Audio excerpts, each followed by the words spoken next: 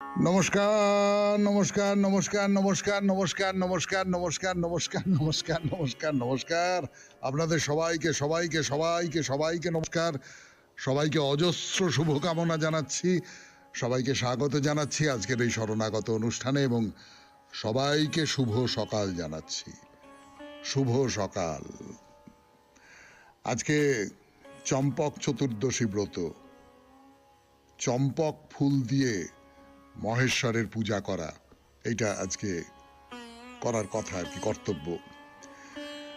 আজ শ্রী শ্রী সত্যনারায়ণ ব্রত, শ্রী শ্রী দেবীর মহাস্নান যাত্রা এবং যারা জৈন ধর্মাবলম্বী তাদের বট সাবিত্রী ব্রত। আমাদের বেণীমাধবশীলের পঞ্জিকা অনুযায়ী আজকের দিনটার কথা বলি। আজকে 6ই আষাঢ় 1431, ইংরেজির 21শে জুন 2024, শুক্রবার। আজ চতুর্দশী। সূর্যোদয়ের সময় ভোর 4:55, সূর্যাস্তের সময় সন্ধে 6:23। নক্ষত্র জ্যেষ্ঠা। জন্মে বৃশ্চিক রাশি, বিপ্রবর্ণ, রাক্ষসগণ। সন্ধেবেলা 6:29 গতে ধনু রাশি, ক্ষত্রিয় বর্ণ। আমাদের হোয়াটসঅ্যাপে চিঠি পাঠাবার নাম্বার 9831922927। চিঠির গোড়ায় অতি অবশ্যই SG লিখতে হবে। এবারে বলি আজকের অনুষ্ঠান সম্পর্কে। আজকের অনুষ্ঠানে প্রথমে পুরাণ চিরন্তন। পুরাণ চিরন্তনে আমরা বলছিলাম যে দ্রোণের গল্প, মানে একলব্যের কথা তো বলেছি, তার সূত্র ধরে আমরা চলে এসেছি দ্রোণের গল্প। দুই বন্ধু পাঠশালায় একসঙ্গে পড়ে, একজন ভরদ্বাজ মুনির ছেলে গরিব দ্রোণ, আর অন্যজন হচ্ছেন রাজপুত্র, বিদর্ভ রাজের পুত্র, তিনি হচ্ছেন দ্রুপদ। আরেকজন হচ্ছেন দ্রুপদ, তিনি হচ্ছেন পাঞ্চাল দেশের রাজা, মানে রাজা হয়েছেন, এখন তখন রাজপুত্র ছিলেন, পরে রাজা হয়েছেন। তো দ্রোণ তো খুব কষ্টে আছেন। আপনাদের গতদিন বলেছিলাম যে অশ্বত্থামাকে বন্ধু বান্ধবেরা দুধ খা বলে পিটুলিগুলো খাইয়ে দিয়েছে, খুব মনে লেগেছে। তো বন্ধু বান্ধবীরা বলেছে, আরে তোমার ছোটবেলার বন্ধু দ্রুপদ, সে তো এখন পাঞ্চালের রাজা, তার কাছে যাও না। তো দ্রোণের মনে হলো সত্যি তো, সে তো বলেছিল যে আমি যখন রাজা হব তখন তুই আমার কাছে চলে আসবি, আমার বাড়িতে তোর অবারিত দ্বার, তুই আমার সবচেয়ে প্রিয় বন্ধু হয়ে থাকবি, রাজার মতো থাকবি, কোনো অসুবিধে নেই, এই সমস্ত তো বলেছিল। তো যাই, তার কাছে যাই। তার ফলে কি হলো সেই কথাটা বলবো। তারপর পুরাণ চিরন্তনের শেষে চলে যাব স্বামী বিবেকানন্দের রচনা থেকে পাঠ। রচনার নাম আপনারা সকলেই জানেন, শিষ্যের সাধনা।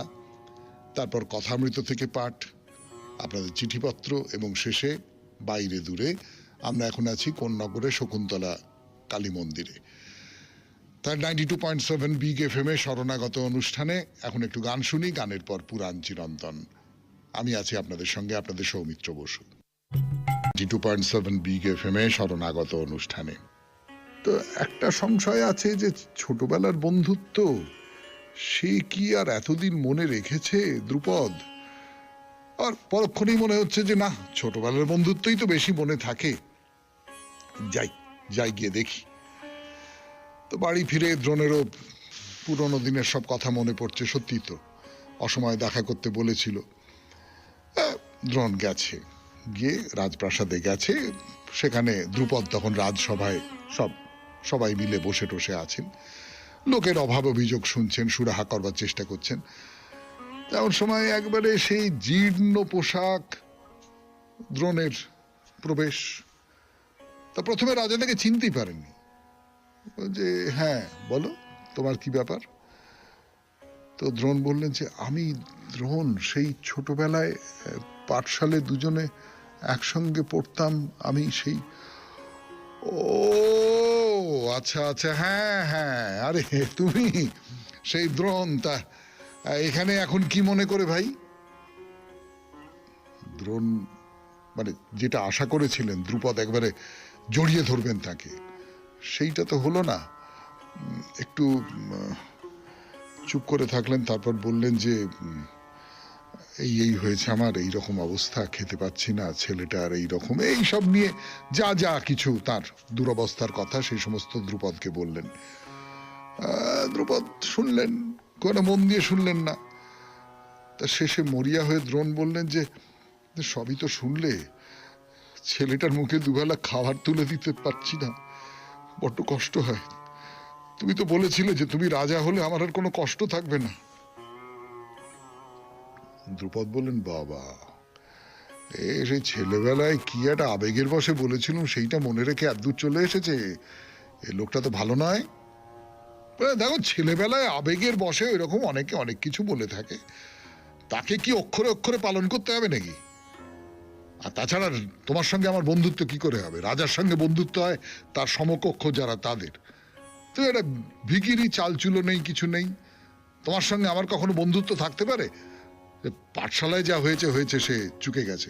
এখন ওই বিরক্ত করো না আমাকে। যাও যাও, এই কিছু খাবার আর টাকা পয়সা দিয়ে কে বিদায় করতো, যত সব বাজে ঝামেলা সব। যাও যাও যাও যাও যাও। দ্রোণের চোখে জল এসে গেল। সেই দ্রুপদ, তার পাঠশালার এত কাছের বন্ধু, এইরকম করে তাকে তাড়িয়ে দিল, ভিক্ষে দিয়ে বিদায় করে দিল। মনের মধ্যে আগুন জ্বলে উঠল। প্রতিশোধ নিতে হবে, প্রতিশোধ নিতে হবে, প্রতিশোধ। এই অপমানের প্রতিশোধ আমাকে নিতেই হবে। 92.7 বিগ এফএম এ শরণাগত অনুষ্ঠানে শুনছেন পুরাণ চিরন্তন। আমি আপনাদের সৌমিত্র বসু ফিরে আসছি এই গল্পের বাকি অংশ আপনাদের বলবার জন্য। এরপর 92.7 বিগ এফএম এ শরণাগত অনুষ্ঠানে দ্রুপদ, এই যে দ্রোণাচার্যকে তখনো পর্যন্ত আচার্য হননি, তাকে তাড়িয়ে দিলেন। তারপর বহুদিন কেটে গেছে, এখন দ্রোণাচার্য আচার্য হয়েছেন। এখন পাণ্ডব আর গৌরবদের অস্ত্রগুরু। রাজকুমাররা এক একজন এক এক দিক দিয়ে শ্রেষ্ঠ, তার খুব গর্ব, খুব অহংকার। হঠাৎ তার মনে পড়ে গেল পুরনো সেই দিনের কথা। দ্রুপদ, রাজা দ্রুপদ অপমান করে আমাকে রাজসভা থেকে তাড়িয়ে দিয়েছিল, তাই না? অপমান করেছিল, ভিখিরির মতন দূর করে তাড়িয়ে দিয়েছিল। সেদিন অস্ত্র শিক্ষা অভ্যাস হয়ে গেল। তারপর দ্রোণ সবাইকে ডাকলেন, ডেকে বললেন যে শোনো, তোমাদের শিক্ষা প্রায় সম্পূর্ণ হয়েছে, এইবার আমি তোমাদের কাছে গুরু দক্ষিণা চাই। হ্যাঁ হ্যাঁ হ্যাঁ, বলুন বলুন গুরুদেব, কি চাই আপনার? আপনি যা চাইবেন আমরা নিশ্চয়ই আপনাকে তাই এনে দেবো। আপনি বলুন, একবার শুধু মুখ থেকে বলুন। তোমরা পাঞ্চাল রাজ্য চেনো? হ্যাঁ, পাঞ্চাল রাজ্য কে না চেনে? বলুন, সেখান থেকে কি এনে দিতে হবে আপনাকে? পাঞ্চাল রাজকে এনে দিতে হবে। পাঞ্চাল রাজ দ্রুপদকে ধরে আমার সামনে নিয়ে আসতে হবে। কিন্তু না, তার যেন কোনো ক্ষতি না হয়, তার শরীরে যেন কোনো আঘাত না লাগে। তাকে শুধু অক্ষত অবস্থায় আমার কাছে এনে দেবে, এটাই তোমাদের গুরু দক্ষিণা। অদ্ভুত গুরু দক্ষিণা, এমনটা তো হয় না কখনো। বেশ, গুরু যখন আদেশ করেছেন তখন তাই হবে। সবাই তাড়াতাড়ি তৈরি হয়ে পাঞ্চাল রাজের কাছে গেল। খুব জোরদার লড়াই হলো। পাঞ্চালের সৈন্যরাও তো কম যায় না কিছুতেই, খুব কঠিন লড়াই। তো কৌরবেরা 100 ভাই কিছুক্ষণ পরেই রণে ভঙ্গ দিল। অনেক লড়ে, অনেক বুদ্ধি খাটিয়ে শেষ পর্যন্ত অর্জুন আসল কাজটা করলো, রাজা দ্রুপদকে পরাজিত করে ধরে নিয়ে এলো দ্রোণের কাছে। এই নিন গুরুদেব, আপনার গুরু দক্ষিণা। দ্রুপদ তো লজ্জায় মাথা তুলে তাকাতে পারছেন না। আর দ্রোণের বদলা নেওয়া হলো। এখন তিনি খুশি, এখন তিনি দ্রুপদকে নিয়ে যা খুশি তাই করতে পারেন। দ্রোণ কি করলেন? বললেন, ভাই দ্রুপদ, পুরনো বন্ধুত্ব তুমি ভুলে যেতে পারো, কিন্তু আমি ভুলিনি। তোমার পুরো রাজ্য তো এখন আমার। যাও, আমার অর্ধেক রাজ্য তোমাকে অর্পণ করলাম, বাকি অর্ধেকের মালিক আমি। এখন তো আর আমি ভিখারি নই। এখন আমার সঙ্গে বন্ধুত্বে তোমার কোনো আপত্তি থাকবে না, কি বলো? দ্রুপদ বললেন, কেন আমাকে লজ্জা দিচ্ছ ভাই? আমি তোমার কাছে ক্ষমা চাইছি, আমাকে মার্জনা করে দাও। তখন দ্রোণ বললেন, আমি আর রাজ্য নিয়ে কি করব বলো? ওসব রাজকার্য আমার দ্বারা হবে না। তুমি আমার রাজ্যটা দেখাশোনা করো, আর দেখো আমাকে যেন ভুলে যেও না, কেমন? এরপর দ্রোণাচার্য তার দলবল নিয়ে ফিরে এলেন হস্তিনাপুরে, কিন্তু দ্রুপদ না, তিনি এই অপমান মেনে নিলেন না। সে কথা বলবো, আজকে সময় হয়ে গেছে, আজ থাক, পরের দিন সেই কথা বলবো, আর বলবো অন্য কোনো গল্প। 92.7 বিগ FM এ শরণাগত অনুষ্ঠানে শেষ হলো পুরাণ চিরন্তন, এরপর গান, গানের পর শিষ্যের সাধনা, স্বামী বিবেকানন্দের রচনা থেকে পাঠ। 92.7 বিগ FM এ শরণাগত অনুষ্ঠান শুনছেন, আমি আছি আপনাদের সঙ্গে, আপনাদের সৌমিত্র বসু। দীক্ষা হইতেছে সাক্ষাৎভাবে আধ্যাত্মিক জীবনে প্রবেশ। যথার্থ দীক্ষা লাভ করিলে জানিবেন আপনি দেহ নন, আপনি আত্মা। যদি পারেন তবে সেই দীক্ষা আমায় দিন, যদি তাহা না পারেন তবে তো আপনারা খ্রিস্টান নন। তথাকথিত দীক্ষা লাভের পরেও তো আপনারা পূর্বের মতোই রহিয়া গিয়াছেন। খ্রিস্টের নামে আপনারা দীক্ষিত হইয়াছেন, এ কথা বলার অর্থ কি? শুধু কথা আর কথা, আর জগৎকে নিজ নিজ মূর্খতার দ্বারা বিরক্ত করিয়া তোলা। অজ্ঞান অন্ধকারে আচ্ছন্ন থাকিয়াও নিজেদের জ্ঞানী ও বিদ্বান মনে করিয়া মূর্খেরা অন্ধচালিত অন্ধের ন্যায় যত্রতত্র ঘুরিয়া বেড়াইতেছে। সুতরাং একথা বলিবেন না যে আপনারা খ্রিস্টান, আর দীক্ষা, ব্যাপটিজম প্রভৃতির মতো তত্ত্ব লইয়া বাগাড়ম্বর করিবেন না। অবশ্য যথার্থ দীক্ষা আছে। জগতে আসিয়া যিশু যখন প্রথম তাহার বাণী প্রচার করিয়াছিলেন তখন দীক্ষা ছিল। যুগে যুগে যে সকল মুক্তাত্মা মহাপুরুষ আবির্ভূত হন, আমাদের নিকট অতীন্দ্রিয় জ্ঞান প্রকাশ করিবার শক্তি তাহাদের আছে, ইহাই যথার্থ দীক্ষা।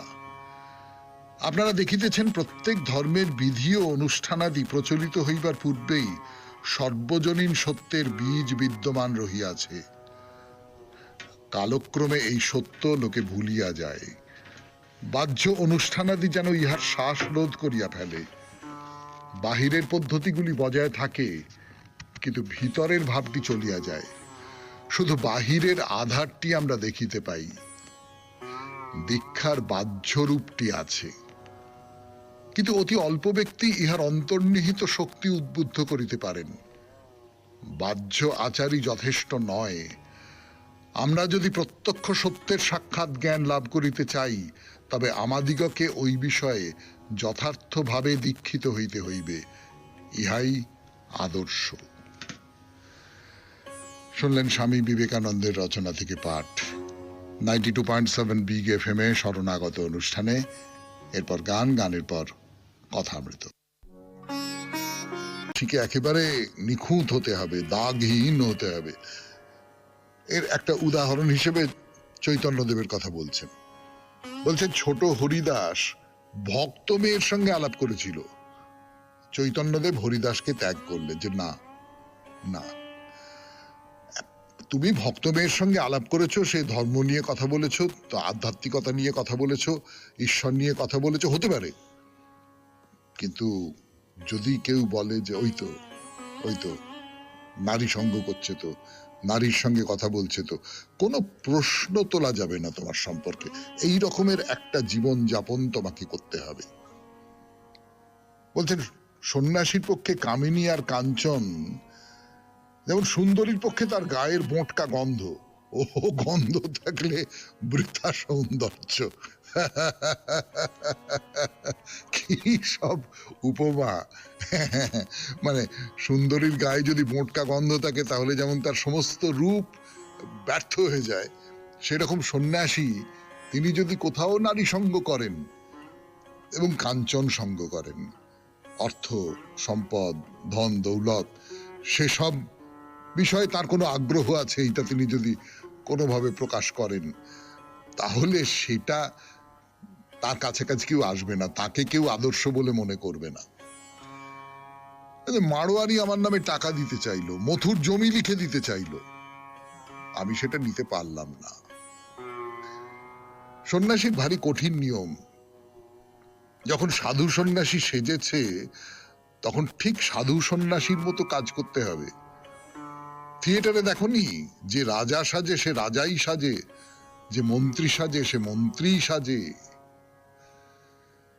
এইটা ঠাকুর যে কথাগুলো বলছেন সেই কথাগুলো প্রায়, আমি তো থিয়েটারেরও লোক, আমি এটা বলতে পারি যে যখন কেউ কোনো একটা চরিত্রে অভিনয় করছে, এটা আমাদের সংস্কৃত যে ভরতের যে নাট্যশাস্ত্র তার মধ্যেও আছে, যে রামের চরিত্র তুমি তোমার উপরে আরোপ করলে, এইটাই হচ্ছে অভিনয়। তুমি মনে মনে অন্তত, তুমি আচারে ব্যবহারে অন্তত রাম হয়ে উঠলে, এটাই হচ্ছে অভিনয়, সার্থক অভিনয় তাই। তো ঠাকুর বলছেন যে যখন কেউ একটা থিয়েটারে রাজা সাজলো, তখন সে কিন্তু রাজা হয়ে গেল। তাকে দেখে আমি রাজাই দেখছি, তাকে দেখে আমি এইটা ভাবছি না যে সে আসলে রাজা সেজেছে। যখন আমি সাধু সন্ন্যাসীকে দেখছি, মন্ত্রীকে দেখছি মঞ্চে, তখন আমি তাদেরই দেখছি, তাদের আচার আচরণ সেই সমস্ত কিছু সেই চরিত্রের যুক্তি মেনে, সেই চরিত্রের ধরন ধারণ মেনে হচ্ছে। এটি তো অভিনয়। একজন বহুরূপী ত্যাগী সাধু সেজেছিল, তা বাবুরা তাকে একতোড়া টাকা দিতে গেলে সে না বলে চলে গেল, টাকা ছুঁলো না। খানিকক্ষণ পরে হাত পা ধুয়ে নিজের কাপড় পরে এলো, বলল কি দিচ্ছিল এখন দাও। যখন সাধু সেজেছিল তখন টাকা ছুঁতে পারেনি, এখন 4 আনা দিলেও হয়। অর্থাৎ যে মুহূর্তে আমি সাধু সেজেছি সেই মুহূর্তে আমি টাকা গ্রহণ করতে পারি না, তাহলে আমার সাধু সাজাটাও ব্যর্থ হয়ে যায়।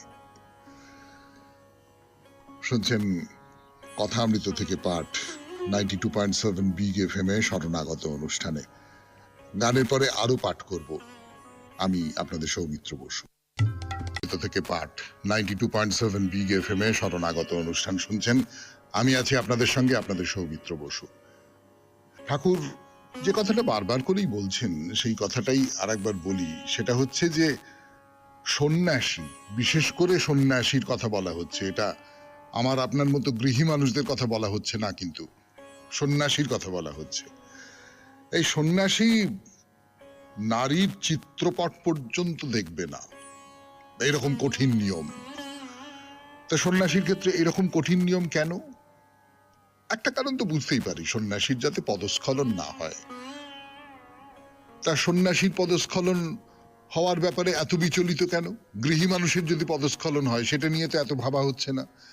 সন্ন্যাসীর ক্ষেত্রে এরকম কঠোর নিয়ম কেন? তার কারণটাই হচ্ছে এই যে সন্ন্যাসীকে দেখে সবাই শিখবে।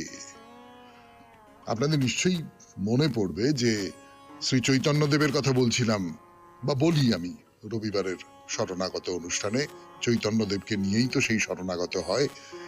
তো সেখানে চৈতন্যদেব সন্ন্যাস নিচ্ছেন, তার কারণ তিনি একটা আদর্শ রূপ তৈরি করতে চাইছেন মানুষের মনে। এই মানুষটা খুব আদর্শ মানুষ, এবং সেটা করতে গিয়ে তিনি নানান রকমের, ধরুন তিনি যখন নীলাচলে গেলেন তখন হরিদাসকে তিনি আলাদা আর একটা জায়গায় রাখলেন, কেননা হরিদাসের সঙ্গে তিনি যদি সম্পর্ক হতে, বা রাজা প্রতাপরুদ্র, তিনি তার সঙ্গে কিছুতেই মিশতে চাইছেন না, তার কারণ রাজার সঙ্গে যদি বেশি মাখামাখি করা যায় তাহলে লোকজন কি মনে করবে, এই সব ভেবে। অর্থাৎ সন্ন্যাসীকে কিন্তু তার নিজের যে জীবন যাপন সে ব্যাপারে খুব কঠোর, খুব সংযত হতে হবে। তার কারণ ওইটাই, ঠাকুর বলছেন যে তাকে দেখে তো সবাই শিখবে। হ্যাঁ, ইনি হচ্ছেন সন্ন্যাসী। কোন একজন সন্ন্যাসী সম্পর্কে মানুষ ও তো এরকম, হ্যাঁ ভেতরে ভেতরে ও তো এরকম সব, এই কথাগুলো যাতে বলতে না পারে। কিন্তু এই কথাগুলো মানে এই যে সন্ন্যাসীর কঠোরতা, তার যে দাবি, সেটা বলতে গিয়ে ঠাকুর একটা উপমা ব্যবহার করছেন। সেটা কি? কালো পাঁঠা মায়ের সেবার জন্য বলি দিতে হয়, কিন্তু একটু ঘা থাকলে হয় না। রমণী সঙ্গ তো করবে না, মেয়েদের সঙ্গে আলাপ পর্যন্ত করবে না। এই যে উপমাটা, এই উপমার মধ্যে একটা একটা ভেতরের মানে আছে বলে আমার নিজের মনে হয়েছে। আমি নিজে খুব যে পণ্ডিত লোক তা তো নই, কিন্তু আমার মনে হয়েছে যে এই যে কালো পাঁঠা মায়ের সেবার জন্য বলি দিতে হয়, তাতে এতটুকু খুঁত থাকলে চলে না। সন্ন্যাসী যিনি, তিনিও কিন্তু মায়ের জন্য, ঈশ্বরের জন্য বলি প্রদত্ত, বলি প্রদত্ত শব্দটাকে বলা বাহুল্য, আমরা খারাপ অর্থে তো নেবো না। বলি প্রদত্ত মানে তিনি সর্বস্ব নিবেদন করে দিয়েছেন ঈশ্বরের প্রতি, মায়ের প্রতি, বা যে কোনো ঈশ্বর ভাবনার প্রতি। এই যে নিজেকে তখন শুদ্ধ রাখতেই হবে, তখন নিজেকে একেবারে যাকে বলে নিখুঁত সেইটা রাখতেই হবে। ঠাকুরের কথা থেকে অন্তত সেইটা বেরিয়ে আসছে। 92.7 বিগ এফএম এ শুনছেন শরণাগত অনুষ্ঠান। কথামৃত থেকে পাঠ করছি আমি আপনাদের সৌমিত্র বসু। একটু গান শুনি, গানের পর ফিরে আসছি। জন্য 92.7 বিগ এফএম এ শরণাগত অনুষ্ঠানে এই কেশবচন্দ্র সেন সম্পর্কে কথা বলা হচ্ছে। কেশবচন্দ্র সেন ব্রাহ্ম সমাজের একজন খুব খুব খুব বড় নেতা, এবং ব্রাহ্ম সমাজের মধ্যে তো নানান ভাগ তৈরি হতে থাকে। দেবেন্দ্রনাথ ঠাকুরের একটা ব্রাহ্ম সমাজ, সেখান থেকে কেশবচন্দ্র সেন আর একটা ব্রাহ্ম সমাজ তৈরি করছেন। এবং এই কেশবচন্দ্র সেন কিন্তু সংসার ত্যাগ করেননি, তিনি একেবারে কামিনী কাঞ্চনের মধ্যে ছিলেন, এবং তিনি কি বলবো নবযুবকদের প্রায় আদর্শ হিসেবে খুবই জনপ্রিয়। তিনি যেখানে বক্তৃতা দেন অসাধারণ বাগ্মী মানুষ ছিলেন, যেখানে বক্তৃতা দেন সেখানে একবারে জয় করে নেন সবাইকে, সব ঠিক আছে। কিন্তু ওই কামিনী কাঞ্চনের ভেতরে ছিলেন তিনি তার আচরণের মধ্যে দিয়ে কোথাও এই যে ধর্ম, সেই ধর্মের যে প্রয়োগ, সেই প্রয়োগটা তিনি তার নিজের আচার আচরণের মধ্যে দিয়ে, তার জীবন চর্চার মধ্যে দিয়ে, তার জীবন চর্যার মধ্যে দিয়ে দেখাতে পেরেছেন। এইরকমটা হয়তো নয়। তার ফলে তার একটা সমস্যা তৈরি হয়েছে, লোকশিক্ষার ব্যাঘাত হলো। মানে এইটা ঠাকুর বলছেন, ঠাকুরের এইরকম মনে হয়েছে যে মানুষটা তার আচরণের মধ্যে দিয়ে এই কামিনী কাঞ্চন ত্যাগ করতে পারে না, যে মানুষটা তার আচরণের মধ্যে দিয়ে যে ধর্মের কথা সে বলছে সেই ধর্মর উদাহরণ হয়ে উঠতে পারে না, সে শেষ পর্যন্ত লোকশিক্ষক হয়ে উঠতে পারে না। এই এদিক ওদিক দুদিক রাখতে গেলে কিছু হয় না, কোনো একটা দিকে যেতে হবে। আপনি জীবনের পথে চলতে চলতে চলতে চলতে আপনি দেখলেন সামনে দুটো রাস্তা চলে গেছে, একটা গৃহের রাস্তা, সংসারের রাস্তা, জাগতিকতার রাস্তা। সেই রাস্তাতে অনেক ভিড়, সেই রাস্তাতে আমিও এসেছি, আপনিও এসেছেন, আমরা সবাই সেই রাস্তা ধরেই যাচ্ছি। আর আরেকজন অন্য একটা রাস্তা, কিন্তু এই অন্য রাস্তা, যে রাস্তাটা অনেক নির্জন, যেখানে সংসার ত্যাগের কথা ভাবছেন, আপনি সংসার ত্যাগ করতে চাইছেন, সবকিছু ত্যাগ করতে চাইছেন, সেই রাস্তায় যখন চলে এসেছেন তখন আর ওই যে রাস্তাটা, যেটা গৃহের রাস্তা, যেটা পার্থিবতার রাস্তা, সেই রাস্তার জন্য মনের টান থাকলে কিছু হবে না। এই দুটো রাস্তায় একসঙ্গে যাওয়া যায় না। এটাই ঠাকুর বলতে চাইছেন আর কি। শুনলেন কথামৃত থেকে পাঠ 92.7 বিগ এফএম এ শরণাগত অনুষ্ঠানে। এরপর গান, গানের পর আপনাদের চিঠিপত্র। আর আপনাদের চিঠিপত্র, আজকের চিঠিটি লিখেছেন অপর্ণা চ্যাটার্জি, কোন্নগর, হুগলি থেকে। কি কাণ্ড, আমরা এখন বাইরে দূরেতে হুগলিতেই আছি, হুগলিতে শকুন্তলা মন্দিরে আছি, আর অপর্ণা চ্যাটার্জি কোন্নগর, হুগলি থেকেই চিঠি লিখেছেন। না, হাসলাম বটে, কিন্তু একটু ভয় ভয় করছে। মানে উনি তো নিশ্চয়ই শকুন্তলা কালী মন্দির অনেকবার দেখেছেন। আমাদের বর্ণনার সঙ্গে ঠিক ঠিক মিলছে কিনা এই সমস্ত কথা ভেবে একটু নার্ভাস লাগে, সত্যি কথা বলতে কি। যাই হোক, পড়ি অপর্ণা দেবীর চিঠি। সবাইকে একরাশ শুভেচ্ছা, শুভ সকাল। বিগত কয়েক বছর ধরে আমি এই অনুষ্ঠান শুনছি। আপনার উপস্থাপনা এই অনুষ্ঠানকে অন্য মাত্রা দিয়েছে। আমার কয়েকটা অনুরোধ আছে। যদি ভগিনী নিবেদিতার কোনো লেখা থেকে আপনি পাঠ করেন তবে খুব ভালো হবে। আর এই অনুষ্ঠানে যদি রবীন্দ্রনাথ ঠাকুরের গান শোনানো সম্ভব হয় পূজা পর্যায়ে, তবে ভালো লাগবে। পরিশেষে বলতে চাই, ডাক মারফত হাতে লেখা চিঠি চালু করা কি সম্ভব? তাহলে মোবাইল ছেড়ে আবার সবাই হাতে কাগজ কলম তুলে নেবে। সবাই ভালো থাকুন, আনন্দে থাকুন। ইতি অপর্ণা চ্যাটার্জি, কোন্নগর, হুগলি। বেশ, ভগিনী নিবেদিতার লেখা থেকে পাঠ সেটা তো করা যেতেই পারে।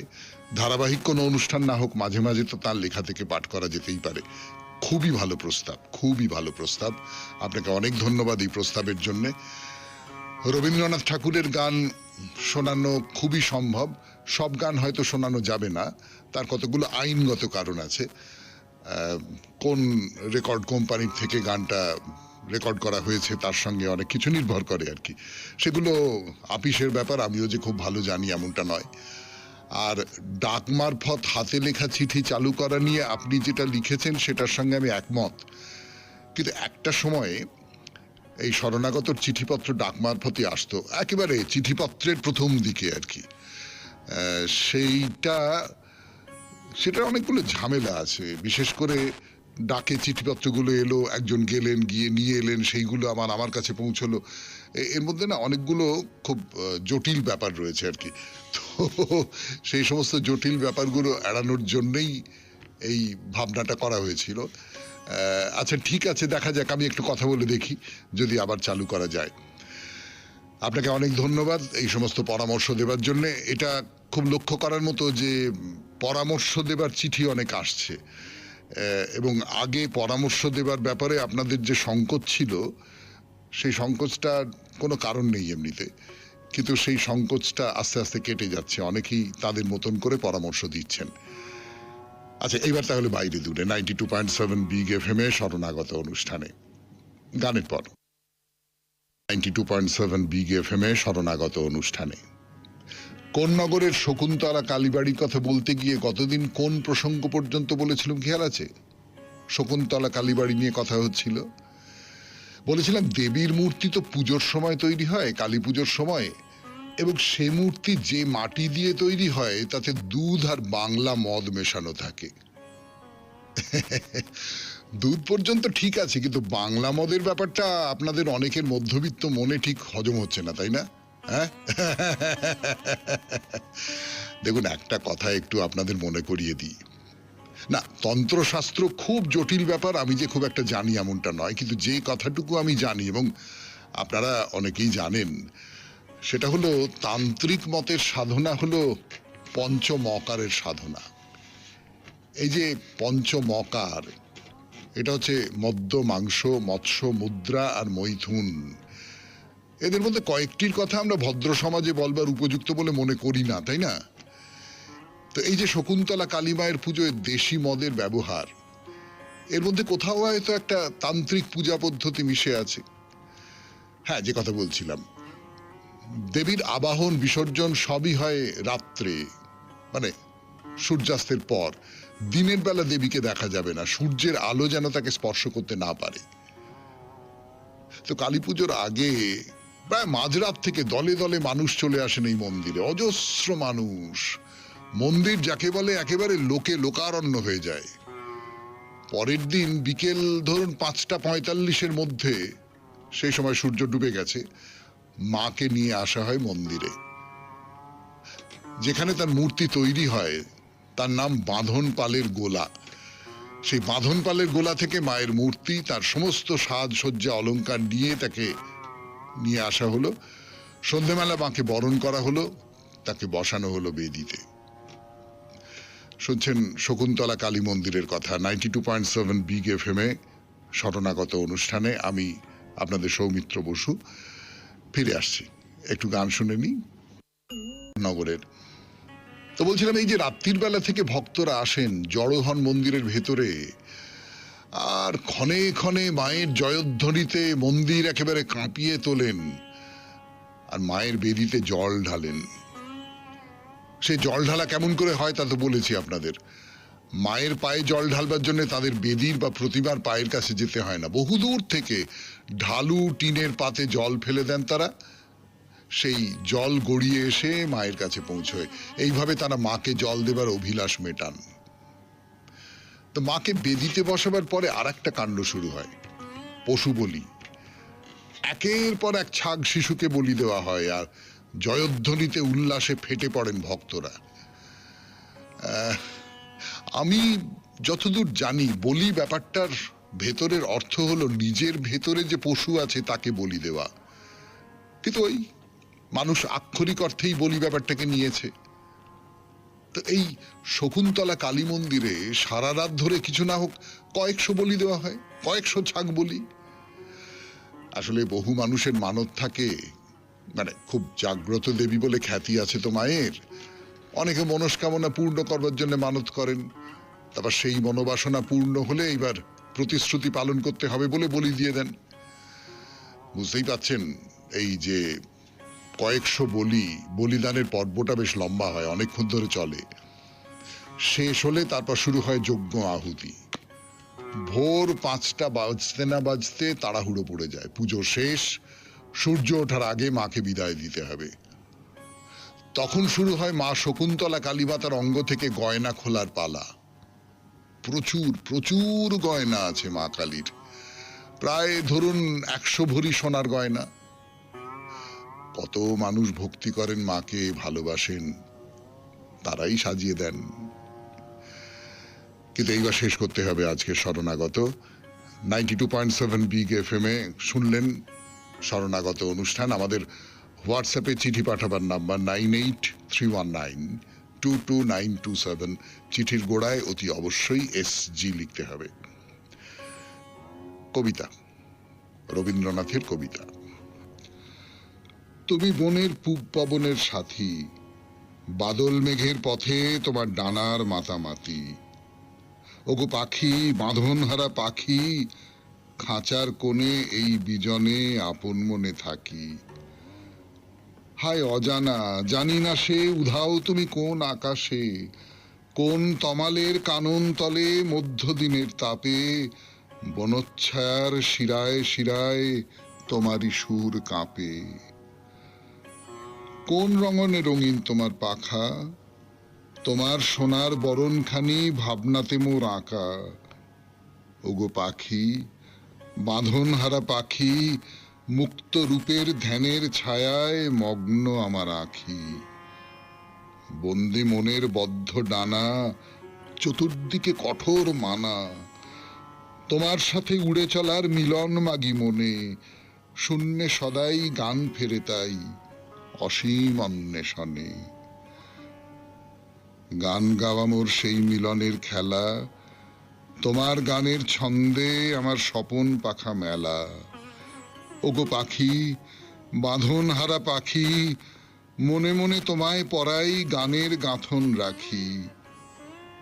আজি আমার সুরের মাঝে দূরের ডানার শব্দ বাজে, মেঘের পথিক গানে আমার এলো প্রাণের কুলে, বিরহেরই আকাশ তলে নিল আমায় তুলে। গানের হাওয়ায় নিকট মিলায় দূরে, দূর আসে সেই হাওয়ায় প্রাণের নিকট অন্তঃপুরে। হোগো পাখি, বাঁধনহারা পাখি, তোমার গানের মরীচিকায় শূন্য যে দাও ঢাকি। বাঁধনে তাই জাদু লাগে, বিনার তারে মূর্তি জাগে। রাগিনীতে মুক্তি সে দেয়, ওগো আমার দূর, তোমার দেওয়া না শোনা গান বাঁধে যে তার সুর। সবাই খুব ভালো থাকবেন, আনন্দে থাকবেন। নমস্কার।